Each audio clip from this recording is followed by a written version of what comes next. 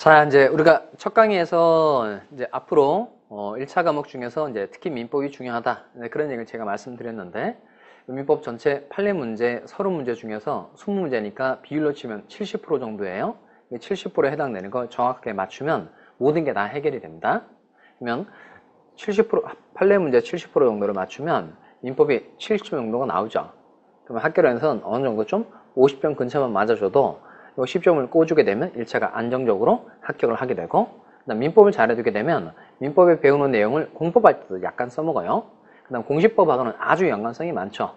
그다음 세법하고는 조금 연관성이 떨어지고, 그다음 중개사법 풀 때도 민법 문제가 대단히 많습니다. 특히 이제 24회 같은 경우에는 이 중개사법이 중개사법 문제가 아니고 민법 문제인 것들이 훨씬 많았었죠. 훨씬은 아니고 민법 문제를 민법을 아는 사람은 중개사법 문제를 풀기가 아주 쉽게 출제를 한 거예요. 그러니까 민법이 그냥 한 과목이 아니라 전체 다른 과목에도 중요한 영향을 미치기 때문에 민법을 잘하는 게 오히려 더 시험에 합격하기에 아주 유리하다. 그 내용입니다. 자, 그러면 민법이 이제 전체적으로 어떻게 생겨먹었는지 제가 좀 개관을 좀 해드릴게요. 7번 보세요. 이러면 7번 보는 거예요. 이제 7번 보시고. 자, 민법이 이제 크게 5편으로 되어 있어요. 맨 먼저 이제 민법, 총칙이라는 게 있고, 그 다음에 소유권 관계, 점유권 관계, 지상권, 전세권, 저당권, 이런 걸 규율하는 걸 물권법이라고 그래요. 물권법이 있고, 그 다음 매매계약 체결했어요. 그러면 건물 소유권 이전해 달라, 대금 지급해 달라, 서로서로 요구할 수 있죠. 이렇게 사람이 사람에 대해서 일정한 행위를 해달라라고 요구하는 걸 채권이라고 그럽니다. 그러니까 채권에 대해서 공부하는 법이 채권법이고요. 그 다음에 둘이 결혼했어요? 그럼 부부간의 관계, 그 다음 새끼를 낳았다, 부모와 자 사이의 관계, 이렇게 혼인, 이혼, 인지, 입양 이런 걸 배우는 걸 친족법이라고 그래요. 친족법. 그 다음 갑이 있다가 죽었어요? 그럼 갑의 아들이 상속인이 재산을 상속받을 수 있죠. 상속에 대해서 규율하고 있는 법이 상속법입니다. 그러니까 민법, 총칙, 물권법, 채권법, 친족법, 상속법 이렇게 총 5편으로 되어 있어요. 민법, 총칙, 물권편, 채권편, 친족편, 상속편. 그래서 총 5편으로 되어 있어요. 자, 그런데 일단 크게 두 가지로 묶을 수 있어요. 요 물권법하고 채권법을 묶어서 재산법이라고 불러요. 그러니까 물권하고 채권이 대표적인 재산권의 일종이라서 두 가지를 묶어서 재산법 이렇게 부르고, 그 다음에 친족법하고 상속법 이 두 가지를 묶어서 가족법 이렇게 부릅니다. 자, 그러면 요 문제는 요 앞에 있는 거예요. 민법 총칙은 재산법과 가족법에 공통적으로 적용될 수 있다라고 생각되는 걸 모아놓은 게 민법 총칙입니다. 다시 한번 재산법과 가족법에 공통적으로 적용될 수 있다라고 생각되는 걸 모아놓은 게 민법 총칙이에요. 자, 그러면 이 민법 총칙의 내용은 공통분모를 따서 써놓은 거란 거예요. 공통분모를 따서 써놓은 거예요. 그러면 민법 총칙의 내용은 매우 자세하게 쓰여져 있을까요? 두리뭉실하게 쓰여져 있을까요? 두리뭉실하게 되어 있는 거죠. 그러니까 요 사람하고 요 사람의 공통분모를 뭘 쓰려고 하는 거예요. 그러면 자세하게 쓸 수가 없고 두리뭉실하게 쓸 수밖에 없죠. 그러니까 이 내용은 뭐냐면 이 민법 총칙의 내용은 이해하기가 쉽다는 거예요? 좀 어렵다는 거예요? 좀 어렵다는 거죠. 좀 어렵다. 그러니까 총칙 내용이 추상적이에요. 그럼 민법 총칙 내용을 쭉 다 공부를 해보면 다 법률행위에 관한 내용이거든요. 법률행위. 그런데 문제는 이 법률행위라는 게 우리 눈에는 보여요? 안 보여요? 안 보여요. 안 보여요. 그러니까 실제 계약 이런 거 우리 눈에 보이지만 법률행위라는 건 우리 눈에 보이지가 않거든요. 근데 이 법률행위라는 단어를 나는 볼 수 있다라고 생각하고 책을 백날 읽어봐야 이건 잘 와닿지가 않는 거예요. 그러니까 민법 총칙의 내용이 추상적이니까 이건 어떻게 공부를 해야 되냐면 일단 사례를 먼저 잘 이해하셔야 돼요. 그 개념에 대한 사례, 그 개념을 이해하기 위한 사례가 있어요. 그 사례를 보고 개념을 역으로 잡아가는 겁니다. 그러니까 민법 총칙은 항상 예를 중심으로 잘 기억을 해 두셔야 돼요. 또 거기에 맞게 제가 수업을 할 때 이 X 이렇게 해서 예들을 쭉 그려드리거든요. 그러면 여러분은 책보다 제 얘기에 집중을 하셔야 돼요.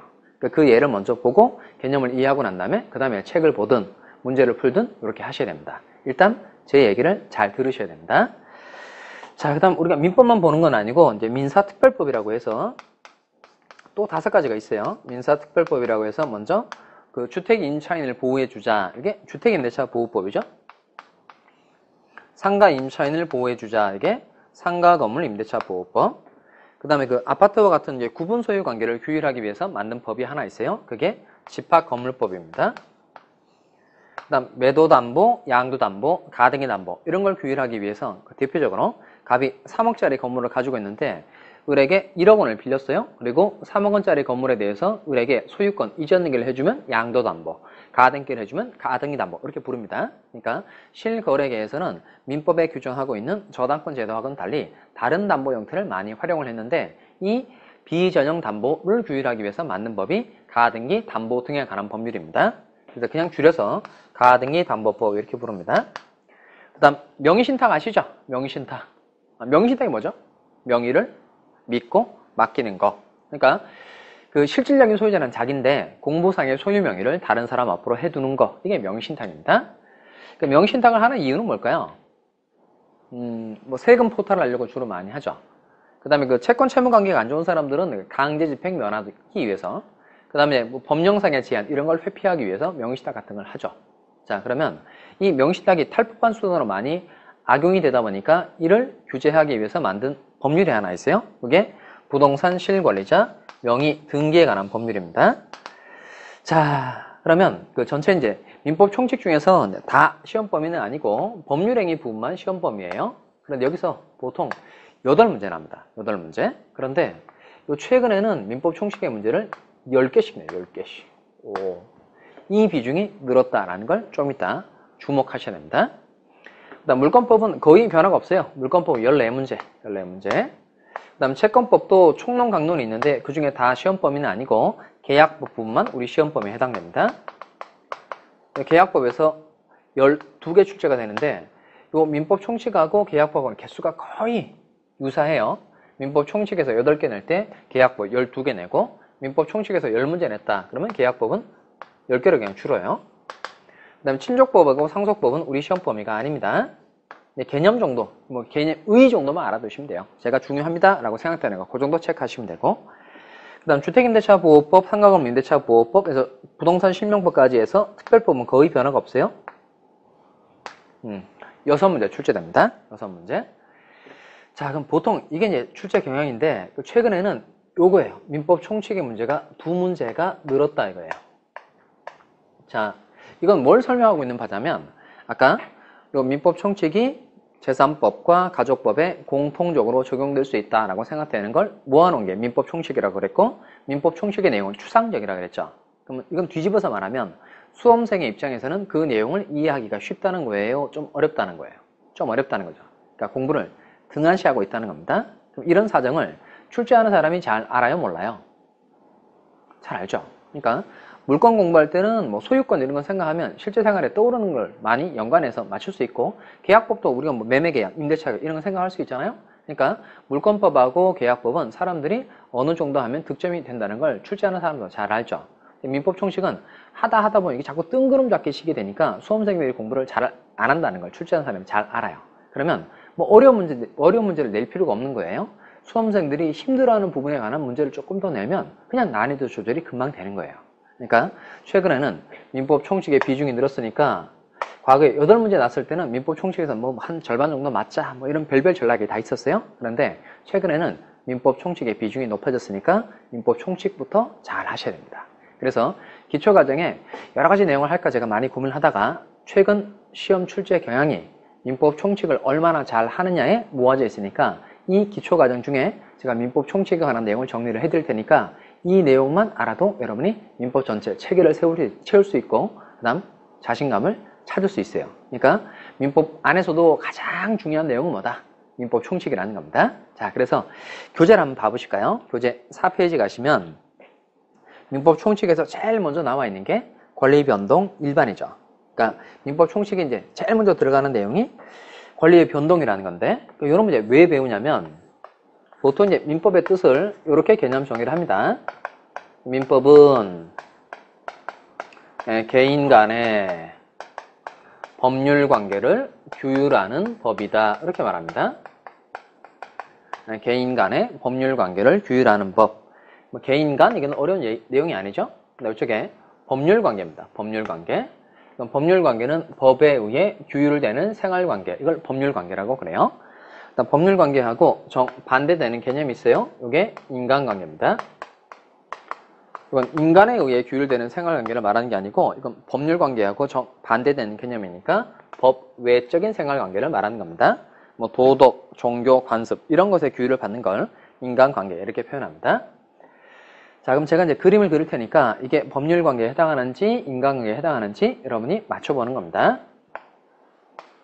자, 갑이 이제 건물 하나 가지고 있는데 이 건물을 이제 을에게 팔려고 하는 겁니다. 매매. 자, 그럼 갑이 이제 건물을 팔았어요. 그럼 갑은 을에게 뭘 해줘야 되죠? 건물을 넘겨줘야 되죠. 건물을 넘겨준다. 이게 건물을 이전해 주는 겁니다. 그런데 법적으로 정확하게 말하면 건물에 대해서 요걸 소유권을 이전해 주는 겁니다. 그러니까 매도인 갑은 건물 소유권을 이전해 줄 의무가 있고 을은 이에 대해서 돈 줘야 되죠. 대금 지급해 줘야 돼요. 자, 일단 쉬운 문제인데 하나 맞춰봅시다. 대금은 금전에 한한다. O예요, X예요? 대금은 금전에 한한다. OX? O 맞는 겁니다. 그러니까 매매의 경우에는 반드시 을이 돈을 줘야 돼요. 그 돈을 줘야만 매매가 되고 을이 돈 말고 다른 물건을 주게 되면 서로 맞바꾸게 되는 거죠. 그때는 교환계약이라고 그럽니다.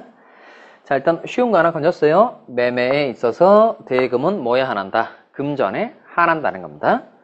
자, 그러면 갑하고 을이 매매계약을 체결했고 소유권 이전해 주기로 약속을 했고 대금 지급해 주기로 약속을 했어요. 그럼 이 매매계약 체결한 건 법률관계에 해당한다? 인간관계에 해당한다? 이건 누가 봐도 법률관계죠. 그러니까 갑이라는 사람이 만약에 소유권을 이전해 줘야 되는데 소유권 이전을 안 해준 거예요. 그러면 을은 갑을 상대로 재판할 수 있어요? 없어요? 있죠. 소유권 이전 등기 청구 소송할 수 있다? 없다? 있다. 그리고 그 판결을 받으면 판결문 가지고 자기가 등기소에 가서 등기 신청을 해서 등기하면 소유권 취득할 수 있어요? 없어요? 있죠. 그 다음 을이 대금 지급해 줘야 됨에도 불구하고 대금을 지급해 주지 않습니다. 그러면 갑은 을에게 대금 지급 청구 소송 이런 거 할 수 있어요? 없어요? 있죠. 그럼 판결 없고 을이 가지고 있는 부동산에 대해서 경매 청구를 해서 경락이 이루어지면 채권의 만족을 얻을 수 있다? 없다? 있어요. 그러니까 이 법률관계는 중요한 특징이 법에 의해 규율되는 생활관계이다 보니까 법 규범의 특성상 어느 일방이 의무를 이행하지 않았을 때 강제적으로 이행하게끔 할 수 있다? 없다? 있다는 겁니다. 자, 그래서 법률관계는 뭐가 있다? 강제성이 있다. 이거예요. 다시 법률관계는 뭐가 있다? 강제성이 있다.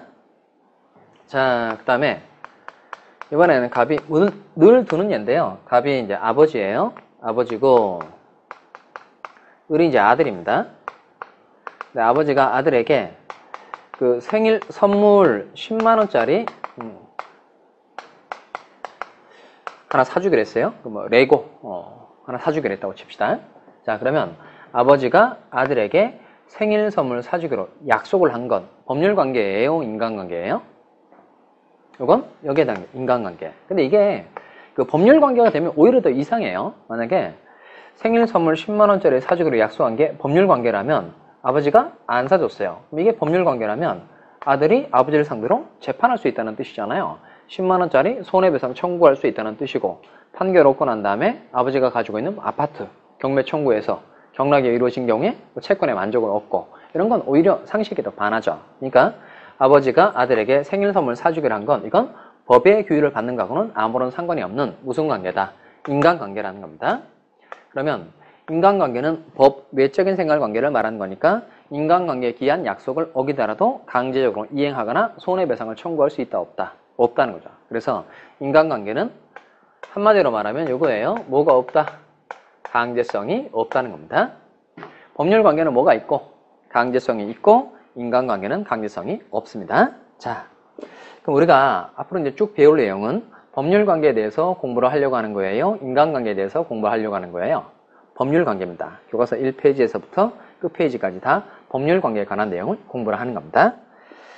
자, 요거 하나 이제 읽어볼까요? 이거 읽어봅시다. 그러면 같이 읽어보는 거예요. 자, 민법의 뜻은 뭐다? 개인 간의 법률관계를 규율하는 법이다. 다시 개인 간의 법률관계를 규율하는 법이다. 그리고 법률관계는 어떤 중요한 특징이 있다? 강제성이 있다. 그거 기억하시면 되겠습니다. 자, 그런데 이제 이 법률관계라는 게 그냥 만들어지는 건 아니고 일정한 좀 순서를 거쳐요. 법률 관계가 그냥 만들어지는 것처럼 보여도 일정한 이제 순서라는 걸 좀 거칩니다. 제가 이제 칠판에 매매 계약을 써놨으니까 이 매매 계약 가지고 좀 설명을 해봅시다. 자, 이제 매매 계약 체결하는 걸 좀 단계별로 나눠서 좀 살펴보자 이거예요. 자, 계약이 이루어지려면 먼저 갑이라는 사람이 내가 가지고 있는 건물을 1억 원에 팔 테니까 네가 사라 이렇게 말을 하죠. 그럼 갑이 내가 가지고 있는 건물을 1억 원에 팔겠다라고 을에게 얘기를 했어요. 갑이 이제 의사표시를 한 거죠. 그러니까 팔 테니까 네가 사라. 이건 청약이에요, 승낙이에요? 청약이죠. 갑이 청약에 의사표시를 한 겁니다. 그리고 을이 그래 좋다 1억 원에 사겠다라고 을이 얘기를 했어요. 그 을이 말을 했다. 이게 의사표시를 했다는 겁니다. 그럼 갑이 한 청약에 대해서 을이 딱 들어맞는 승낙을 해준 거죠. 자, 그러면 청약과 승낙의 의사표시가 합치가 되면 갑과 을 사이에서는 매매계약이 성립하게 됩니다.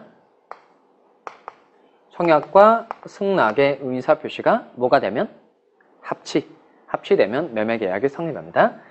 매매계약이 성립하면 갑은 이제 을에게 건물 소유권을 이전해 줘야 되죠. 그 다음에 을은 이에 대해서 대금 지급해 줘야 됩니다. 매매계약 체결하는 걸 제가 이제 단계별로 나눠봤어요. 자, 그러면 이 매매계약은 무엇과 무엇으로 이루어져 있죠? 요거 청약의 의사표시와 승낙의 의사표시로 이루어져 있죠. 자, 그 다음에 매매계약을 체결했기 때문에 갑은 을에게 대금 지급 청구할 수 있게 되었고 매매계약을 체결했기 때문에 을은 갑에게 건물 소유권 이전 등기를 청구할 수 있게 되었답니다. 자, 다시 매매계약은 무엇과 무엇으로 이루어져 있다? 청약과 승낙의 의사표시로 이루어져 있다. 그리고 매매계약을 체결했기 때문에 대금 지급 청구할 수 있게 되었고 건물 소유권 이전 청구할 수 있게 되었다 이겁니다. 항상 이렇게 돼 있어요. 이루어져 있다 때문에 되었다 이렇게 돼 있습니다.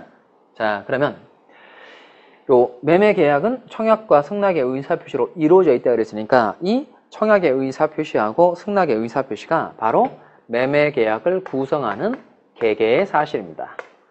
매매계약을 구성하는 계계의 사실. 그다음 매매계약을 체결했기 때문에 그랬으니까 요 매매계약이 바로 권리가 변동하게 된 원인이에요. 권리 변동의 원인. 그다음 대금 지급 청구할 수 있게 되었고 건물 소유권 이전 청구할 수 있게 되었다. 그랬으니까 요 두 가지 건물 소유권 이전 청구권, 대금 지급 청구권 요 놈이 바로 권리 변동의 결과예요. 결과. 자, 그러니까 계계의 사실이 모여서 권리 변동의 원인이 되고 그 권리 변동의 원인에 해당되면 반드시 그에 해당되는 결과가 나오도록 되어 있다는 겁니다. 근데 이게 그 부를 때마다 이제 이름이 길어요. 권리 변동의 원인이 되는 계계의 사실 이렇게 부르기 어려우니까 단어 하나를 만들어 준 거예요. 단어 하나를. 자, 이걸 법률 사실이라고 그래요. 법률 사실. 그다음 권리 변동의 원인 이건 법률 요건이라고 부르자. 이렇게 정한 겁니다. 그리고 권리 변동의 결과 이건 법률 효과라고 부르자. 이렇게 정했어요. 그러니까 여러분 이제 여기는 그 다 일반적으로 이렇게 쓰기로 정한 거니까 이건 자기 마음대로 해야 될 게 아니에요. 여기는 정해진 것대로 잘 외워야 되는 부분입니다. 자, 일단 순서를 잘 기억하셔야 돼요. 맨 앞에 있는 게 뭐죠? 따라해 보세요. 맨 앞에 있는 거. 법률, 사실, 그 다음 법률, 요건, 그 다음 법률, 효과. 법 공부할 땐 적극적으로 이제 하는 게 훨씬 중요합니다. 왜냐면 그 아는 내용을 이 말로 하게 되면 머릿속에 훨씬 더 오래 남아요. 그러니까 제가 이제 질문을 드리면 팔짱 끼고 이렇게 넉넉고 볼 게 아니라 제가 물어보면 여러분이 계속 대답하는 겁니다. 자, 순서 까먹으시면 안 돼요. 맨 앞에 있는 게 뭐죠? 법률, 사실, 그 다음에 법률, 요건, 그 다음 법률, 효과 이런 순서대로 돼 있어요. 자, 그 다음에 이번엔 이제 갑하고 우리 이제 시비가 붙었어요. 그러니까 말다툼을 하다가 갑이 을에 뺨을 한 대 때렸어요.